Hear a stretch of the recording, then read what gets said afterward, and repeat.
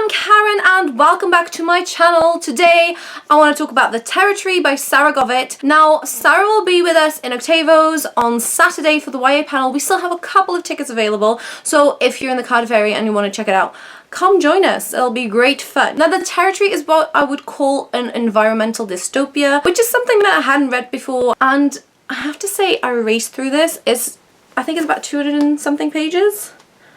Yeah, it's like 201 pages, but it didn't feel too short, it didn't feel too long. The pacing was amazing, the tension was great, the characters are lovely. I loved everything about this book. The Territory is about Noah Blake, who's a 15-year-old girl who lives in the Territory, which is kind of post-global warming Britain, where most of the lower lands have been flooded, so there's very little space, and the tagline is limited space requires limited numbers. So when somebody turns 15 in the Territory, they have to take this test and they have to have at least 70% among all of the subjects, otherwise they get shipped off to the wetlands, which is basically a death sentence. Now you would say, oh well, that is fair, everybody gets the same chance.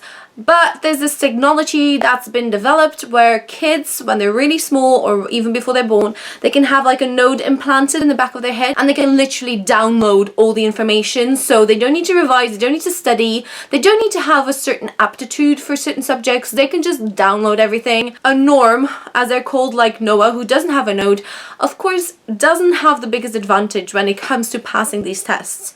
And so this is basically the story of Noah and her two friends, Daisy and Jack, kind of preparing for the test, what kind of happens. There are so many wonderful social observations made in this book, not just about global warming, but also about education, because it's something that I feel so strongly about, which is probably why I enjoyed this book so much, because I feel that so many of the useful subjects get kind of ignored nowadays in education, and there's not that much focus on the arts, and I feel like only people who have aptitudes for certain subjects feel like they can do well in school, and I think that's something that probably a lot of teenagers can relate to. And the only way that you can actually use an aptitude for, say, music or literature is to get a special kind of bursary, but like it's very, very rare. So if you're not good at math, history, science, or anything like that, you're basically gonna go become a fish and die. There's a bit of romance in this book.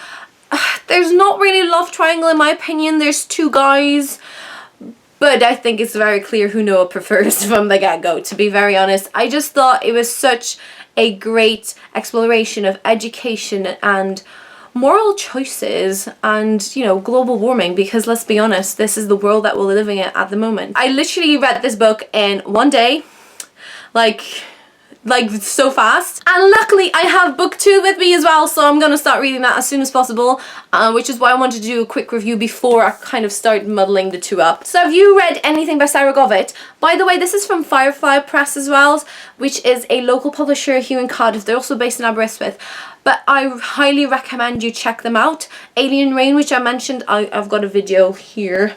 Alien Rain is also published by them, and I feel that they have a small list, but they really handpick the manuscripts so well. So do definitely check them out. I'll have links down below as well. So there you have it, guys. That's it for today. Have you read any more environmental dystopias? Do let me know down below, because I would love to read some more. This is definitely a book that's got me thinking, and I really enjoy reading those kind of books, even though they were hugely entertaining. Thank you so much for watching. Don't forget to subscribe, and I'll talk to all of you very soon. Bye.